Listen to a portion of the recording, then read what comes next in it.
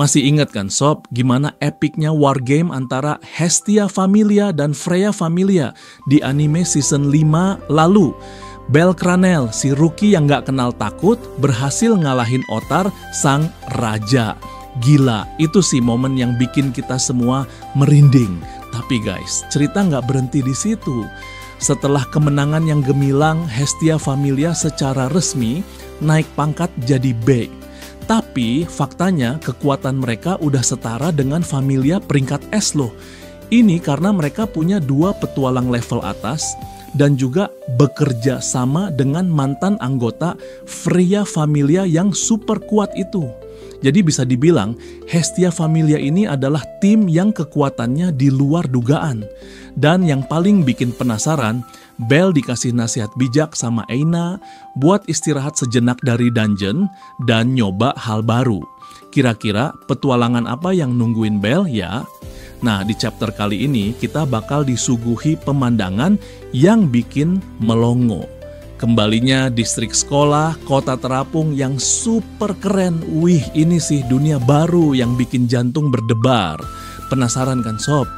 Yuk, langsung aja kita bedah chapter ini dan siap-siap buat terkagum-kagum sama keajaiban dunia Danmachi. Jangan lupa like, comment, dan subscribe ke channel Billyzone biar nggak ketinggalan update terbaru soal Danmachi dan anime-anime keren lainnya. Oh iya, selamat menjalankan ibadah puasa. Semoga puasa kita lancar dan penuh berkah ya.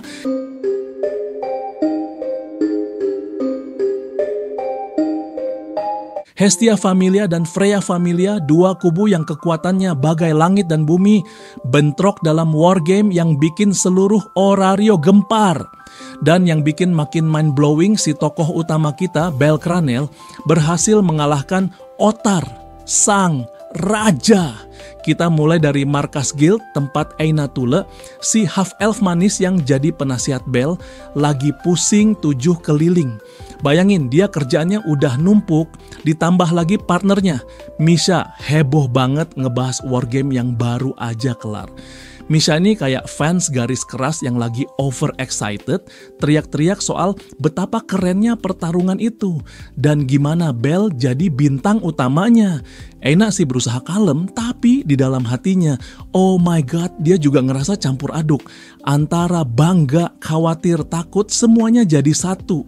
Dia bahkan sampai mikir, jangan-jangan ini semua cuma mimpi. Maklum, Belle ini udah kayak roller coaster. Dari yang awalnya cupu banget, sekarang malah jadi pahlawan yang ngalahin Freya Familia. Nah, disinilah scene mulai seru. Misha dengan polosnya nyuruh Aina buat ngasih selamat ke Belle. Pasti Belle seneng banget kalau kamu kasih selamat langsung, katanya. Disinilah Aina mulai bimbang. Di satu sisi dia emang pengen banget ketemu Belle, ngasih selamat dan bilang betapa bangganya dia. Tapi di sisi lain Aina ini ternyata punya perasaan terpendam sama Belle. Dia mulai berkhayal, kalau nanti ketemu Belle, kira-kira aku harus ngomong apa ya? Kerja bagus, atau aku khawatir banget, atau blushing, kamu hebat banget, aku cinta kamu. Waduh, Aina langsung panik sendiri. Dia sadar kalau dia ketemu Belle tanpa persiapan, bisa-bisa dia malah ngelakuin hal-hal yang memalukan. Dia bahkan udah ngebayangin bakal meluk Belle, ngasih pengakuan cinta palsu, atau ngajak makan malam berdua. Pause dulu. Aina, please kontrol dirimu. Tapi kita bisa paham sih, Aina ini tipe cewek yang kalau udah sayang sama seseorang, bakal all out. Apalagi setelah ngelihat perjuangan Belle di wargame yang bikin dia makin yakin sama perasaannya. Setelah melo-melo soal perasaannya ke Belle, tiba-tiba Misha ngomong sesuatu yang bikin Aina ngeh. Aina, jangan kelamaan mikirin Belle. Distrik sekolah sebentar lagi datang. Apa itu distrik sekolah? Ternyata ini adalah semacam kunjungan tahunan dari luar Orario. Dan yang datang ini bukan orang sembarangan, tapi seseorang yang punya hubungan penting dengan Aina. Kita dibawa ke scene lain di mana seorang gadis berambut oranye berdiri di atas kapal menatap Orario dari kejauhan. Dia bergumam, "Saudari, Siapakah dia? Dan apa hubungannya dengan Aina? Kita balik lagi ke Orario yang ternyata masih dalam suasana pesta pora setelah Wargame. Semua orang merayakan kemenangan dan bahkan pub terkenal The Benevolent Mistress juga ikut ramai. Bayangin guys, satu kedai penuh sesak dengan orang-orang yang lagi berpesta. Ini bukan pesta biasa, tapi perayaan kemenangan Hestia Familia atas Freya Familia. Dewa-dewi juga pada ikutan loh. Kita langsung disambut dengan teriakan Hestia yang ngasih aba-aba buat toast kemenangan. Cangkir-cangkir berdenting dan semua orang bersorak-sorai. Di tengah kerumunan, Belle lagi ditarik-tarik sama Mort, petualang berbadan kekar yang udah kayak abang sendiri buat Belle. Mort ini udah happy banget, maklum dia menang taruhan banyak dari Wargame ini. Belle sih berusaha sopan, bilang dia belum boleh minum alkohol. Tapi Mort dengan gaya khasnya yang agak maksa, nyuruh Belle buat nikmatin pesta. Kapan lagi kita bisa ngerayain kemenangan kayak gini? Katanya. Kita lihat Belle berkeliling nyapa satu persatu orang-orang yang udah bantuin dia di Wargame. Ada Takemi Kazuchi Familia, Daphne, Cassandra, Miach, Nahza, dan banyak lagi. Belle nih bener-bener tipe orang yang tahu terima kasih. Dia nyamperin mereka semua, ngucapin terima kasih, dan dengerin cerita mereka. Misalnya, dia ngobrol sama Nahza yang ternyata upgrade level setelah Wargame, meskipun kaki palsunya rusak. Ada juga momen lucu pas Belle ketemu Hephaestus dan Takemi Kazuchi. Mereka nyuruh Belle buat santai aja karena dia udah berjuang paling keras. Tapi Hephaestus dengan nada tsunderenya malah nyuruh Belle buat nyuruh Hestia yang ngucapin terima kasih ke semua orang. Tipikal Hephaestus, haha. Tapi di tengah kemeriahan pesta, ada beberapa orang yang gak kelihatan. Aina misalnya gak bisa datang karena dia dari guild. Dan gak etis kalau orang guild ikut pesta Familia. Hermes dan familianya juga absen karena mereka nggak terlibat langsung dalam Wargame. Yang paling bikin nyesek, Ice Wallenstein juga nggak ada. Ternyata dia terlalu malu buat ketemu Belle setelah teriak-teriak nyemangatin Belle di Wargame sampai suaranya serak. Pur Ais tapi tenang, dia pasti bakal nemuin Belle setelah suaranya pulih. Di scene ini kita juga disuguhi flashback singkat dari Mikoto yang masih nggak percaya kalau mereka beneran menang lawan Freya Familia. Dia bahkan bilang, jangan-jangan ini cuma mimpi. Lalu ada Lily yang flashback ke momen menegangkan di Wargame, di mana dia harus ngelakuin sesuatu yang super berbahaya. Dia sampai trauma dan bilang, nggak akan lagi. Lily nggak akan pernah ngelakuin hal kayak gitu lagi. Kasian Lily, tapi kita tahu dia fighter sejati. Kita masih di The Benevolent Mistress, tapi suasananya udah beda. Di tengah-tengah kemeriahan, ternyata ada sekelompok orang yang lagi kerja keras. Siapa mereka? Jeng, Freya Familia. Ternyata sebagai hukuman karena kalah Wargame, mereka dipaksa kerja di restoran. Ada Gulliver bersaudara, Hackney, dan yang paling epic, Horn. Mereka semua disuruh jadi pelayan dan yang cewek-cewek disuruh pakai seragam khas The Benevolent Mistress. Alasan dibalik ini semua, ternyata Mia, pemilik restoran, ngamuk gara-gara Freya Familia bikin kekacauan. Dia bilang, gara-gara Dewi bodoh itu dan anak-anak idiotnya, gadis-gadisku jadi korban. Mereka harus tanggung jawab. Wih, Mia ini emang galak, tapi keren. Reaksi orang-orang ngelihat Freya Familia, kerja Rodi ini macem-macem. Ada yang seneng kayak Mort dan kawan-kawannya yang ngerasa ini pembalasan yang setimpal. Ada juga yang ngeri karena tahu Freya Familia ini kuat-kuat dan kalau mereka ngamuk bisa berabe. Tapi yang paling menarik perhatian ya para cewek Freya Familia yang pakai seragam pelayan. Banyak yang terpesona tapi juga takut karena tahu mereka ini petarung level atas. Jadi suasananya agak awkward antara pengen ngegodain tapi takut digampar. Haha. Nah, disinilah drama dimulai. Belle yang lagi asik ngobrol tiba-tiba diserang sama Horn. Horn ini, for your information, adalah penyihir super cantik tapi psycho yang punya dendam kesumat sama Belle. Dia ngomel-ngomel ke Belle, gara-gara kamu, aku harus pakai baju kayak gini. Ini nggak cocok buat aku. Ini cuma cocok buat sihir. Waduh, Horn ini tsundere banget ya. Dia malu banget disuruh pakai seragam pelayan. Padahal dalam hati mungkin dia seneng juga. Yang bikin ngakak, Horn ini sampai narik-narik roknya, nutupin kakinya yang jenjang sambil teriak-teriak, binatang buas ke Belle. Duh Belle, kamu bikin anak orang salah tingkah. Untungnya ada Hyde yang nyelamatin Belle. Dia nyuruh Horn buat berhenti drama dan lanjut kerja. Tapi Horn dengan wajah merah padam masih aja ngelototin Belle. Scene ini makin epik pas Horn dengan emosi yang meluap-luap ngancem Belle pakai garpu. Iya garpu. Dia bilang, ini semua gara-gara kamu. Mati aja sana. Sambil nunjukin garpu ke arah Belle. Waduh, ini sih udah kayak adegan di film thriller. Untungnya lagi, Hyde datang lagi dan narik Horn pergi. Tapi Horn guys, masih aja ngelototin Belle seolah-olah dia bisa ngebunuh Belle cuma dengan tatapan mata. Di sisi lain, wargame itu nggak cuma soal menang atau kalah. Ada efek samping yang nggak terduga, yaitu terungkapnya kekuatan level boost milik Haruhime. Buat yang belum tahu, level boost ini adalah kemampuan super langka yang bisa ningkatin level orang lain, meskipun cuman sementara. Nah, gara-gara kekuatan ini, Haruhime jadi incaran banyak orang jahat. Aisyah dengan gaya sunderenya ngomel ke Haruhime, kan udah dibilang jangan pamer kekuatan, sekarang kamu jadi incaran banyak orang. Haruhime yang malang, dia cuman bisa minta maaf sambil nunduk-nunduk. Untungnya Haruhime nggak sendirian. Ada Mikoto, Belle, Aisyah, dan para berbera yang siap melindungi. Tapi yang bikin surprise, Freya Familia juga ikut bantu. Hackney dengan gaya coolnya bilang, ini semua gara-gara pertarungan kita. Jadi kita bertanggung jawab buat lindungin dia. Wih, ternyata Freya Familia nggak sejahat yang kita kira. Yah, Belle yang penasaran nanya ke Hackney, udah berapa kali Haruhime coba diculik?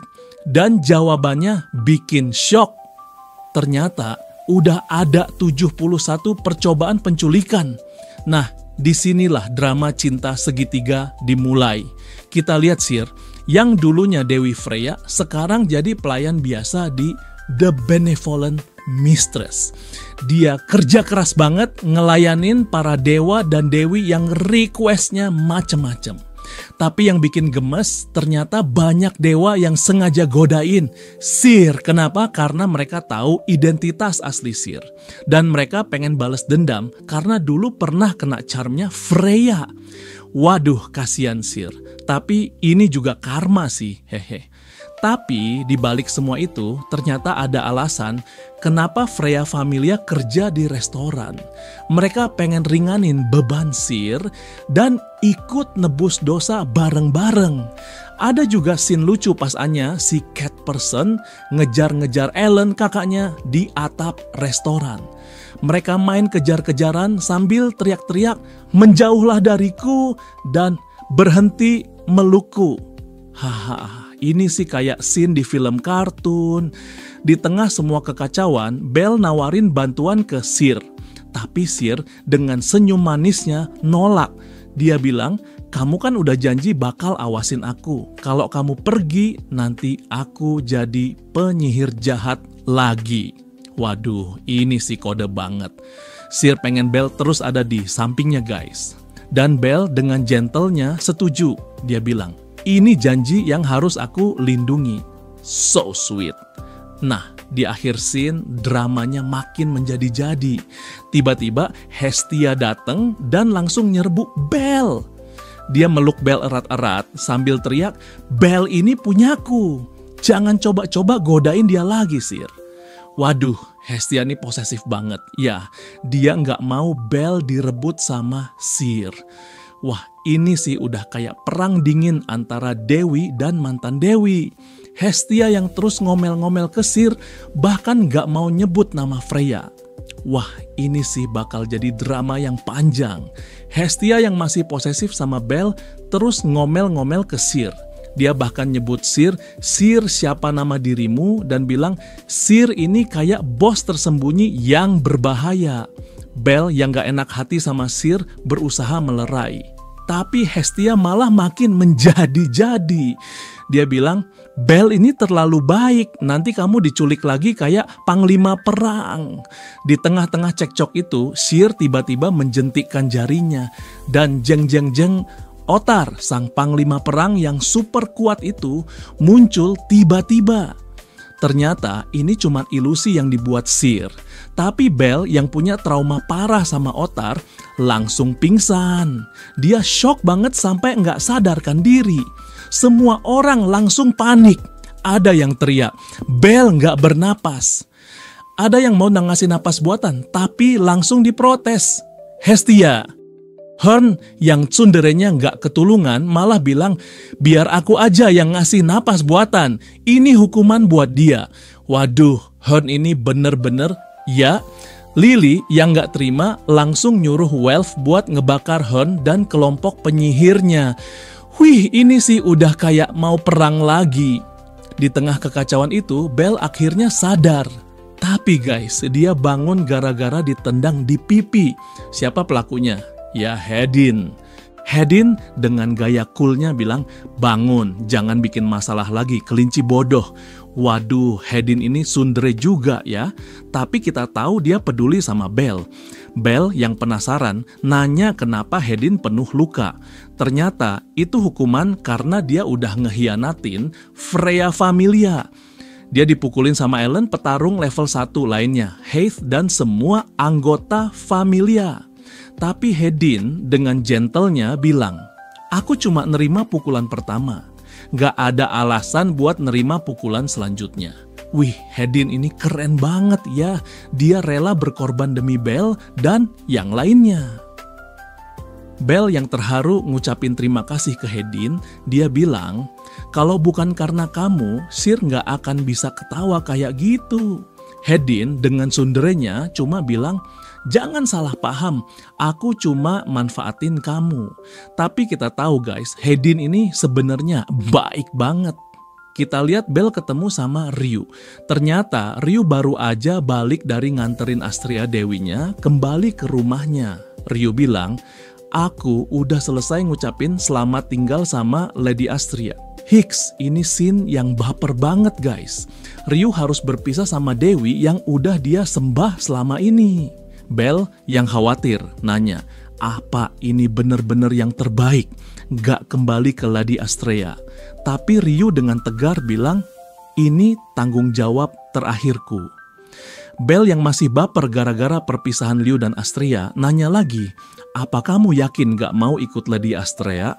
Tapi Liu dengan tegas bilang, ini udah keputusanku, aku udah pernah ngabaikan keadilan. Terlalu egois kalau aku minta diterima lagi. Wih, Liu ini dewasa banget ya.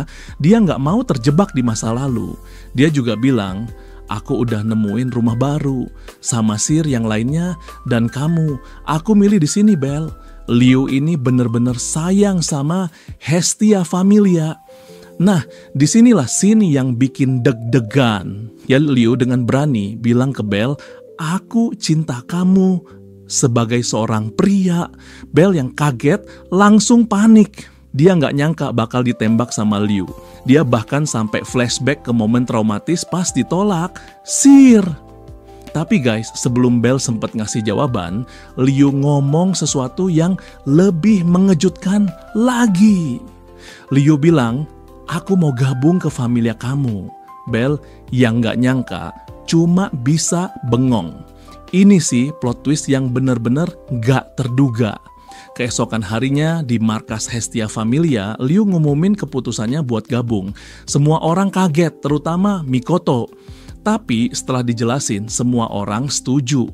Mereka seneng banget Liu mau gabung karena dia kuat, bijaksana, dan udah sering bantuin mereka.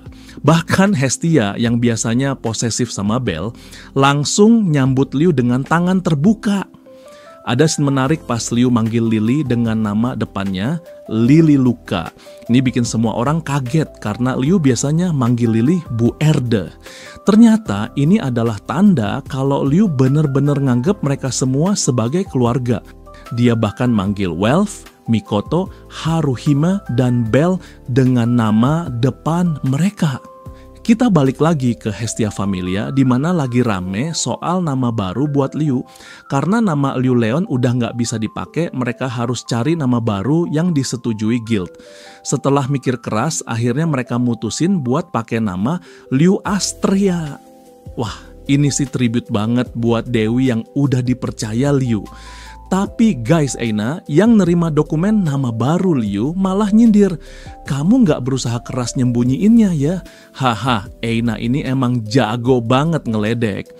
Nah, ini dia kejutan yang bikin Belle deg-degan. Ternyata Hestia Familia yang tadinya cupu banget, sekarang naik pangkat jadi B. Ini prestasi yang luar biasa guys. Bayangin aja, dari yang tadinya nggak dianggap, sekarang malah jadi elit. Ini semua berkat Wargame, Liu yang join, dan status Freya yang turun pangkat.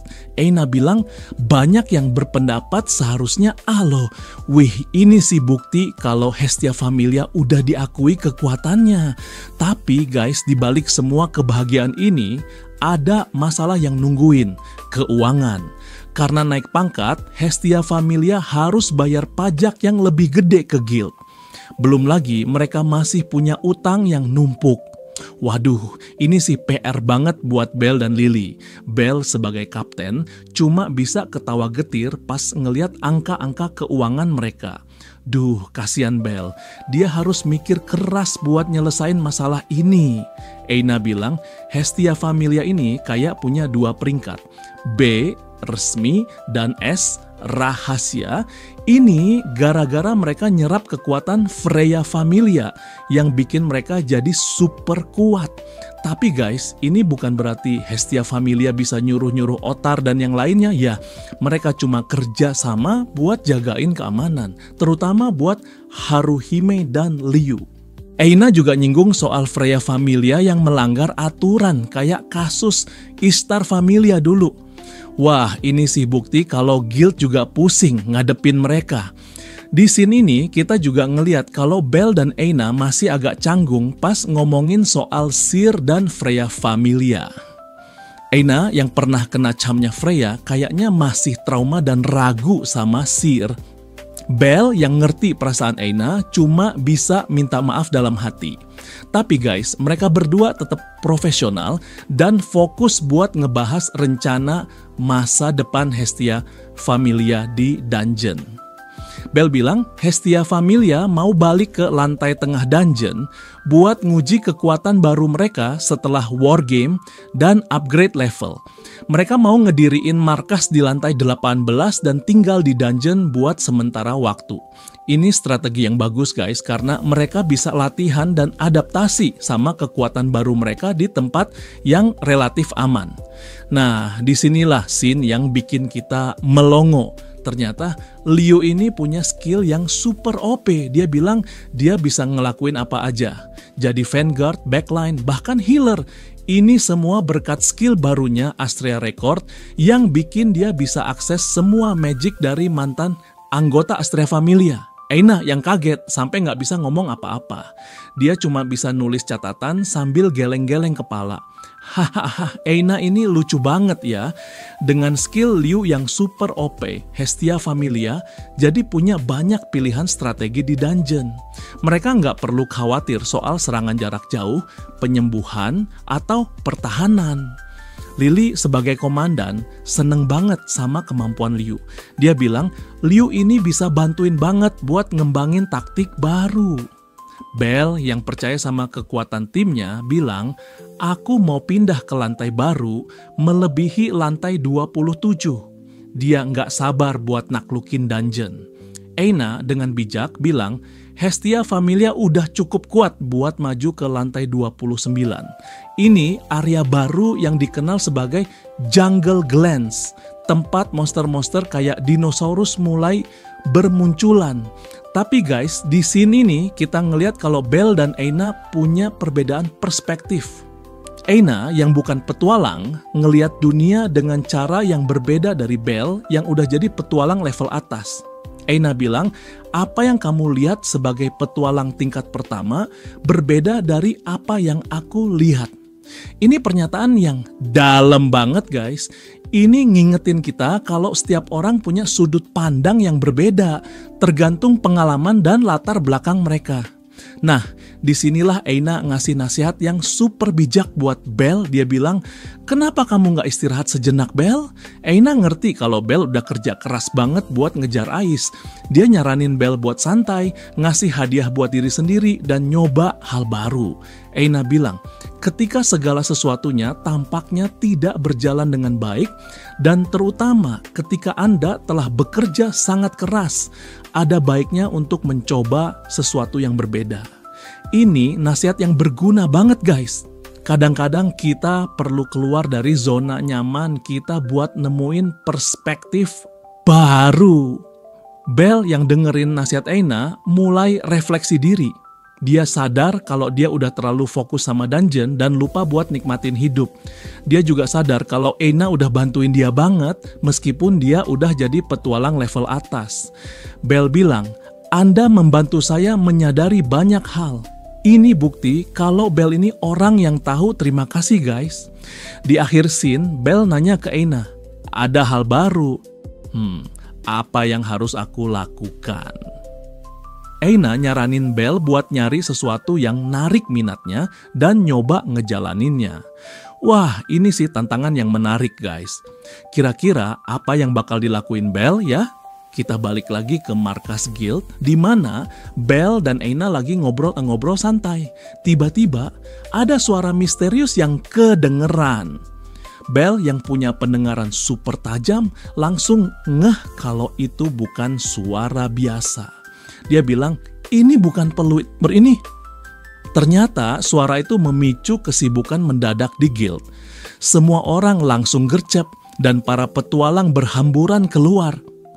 Aina yang ngelihat Belle kebingungan ngejelasin kalau suara itu pertanda kembalinya distrik sekolah.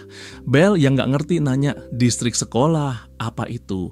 Ternyata distrik sekolah ini adalah sesuatu yang spesial banget buat Orario. Aina nyaranin Belle buat ngeliat sendiri dan dia bilang, kembalinya distrik sekolah ke pelabuhan bagaikan sebuah festival bagi Orario. Belle dan Aina buru-buru naik ke atas tembok kota di mana udah rame banget orang nungguin kedatangan distrik sekolah. Dan di kejauhan kelihatan siluet raksasa yang bikin melongo. Ternyata itu adalah kota terapung. Belle yang kagum ngedeskripsiin pemandangan itu. Kilauan logam di bawah sinar matahari, bentuk yang megah dan mengesankan yang terdiri dari 3 cakram yang ditumpuk. Dan di atas cakram-cakram itu terdapat kumpulan bangunan yang padat, ditambah sebuah menara raksasa. Bahkan saking kerennya, Belle ngebayangin kota terapung itu kayak dibangun di atas punggung naga laut. Aina yang ngeliat Belle terpukau, ngejelasin kalau kota terapung itu namanya Hringhorni, kapal terbesar di dunia. Ternyata suara misterius yang didengar Belle tadi adalah suara klakson kapal raksasa itu. Wah, pantas aja suaranya beda. Aina juga ngejelasin kalau nama resmi distrik sekolah itu panjang banget. Distrik Administratif Khusus Akademi Maritim untuk Beasiswa. Waduh, ini sih nama yang bikin lidah keseleo. Yang menarik, Aina ngelihat Hringhorni dengan tatapan hangat, kayak rumah kedua. Wah, ini sih pertanda kalau Aina punya hubungan spesial sama distrik sekolah. Scene ini ditutup dengan sorak-sorai warga Orario yang nyambut kedatangan distrik sekolah, dan Belle yang terpukau sama pemandangan di depannya. Belle sebagai petualang ngerasa tertantang sama hal yang gak diketahui. Dia bilang, jantungku berdebar kencang saat aku menatap dunia baru yang belum pernah kulihat sebelumnya. Nah sob, recap dan maci kita selesai sampai di sini dulu. Tapi jangan khawatir, petualangan Belle dan kawan-kawan pasti bakal Mimin lanjutin kok. Apalagi video ini mencapai minimal 1000 viewers, pasti Mimin semakin semangat buat lanjutinnya. Chapter ini ngasih kita pemandangan yang luar biasa dan misteri baru yang bikin penasaran. Kira-kira apa yang bakal dilakuin Belle di distrik sekolah? Apakah dia bakal ketemu karakter baru? Dan apa rahasia yang disembunyiin Aina soal distrik sekolah? Stay tune terus di channel Billy Zone karena kita bakal update terus soal Danmachi. Jangan lupa like, comment, and subscribe. Sayonara!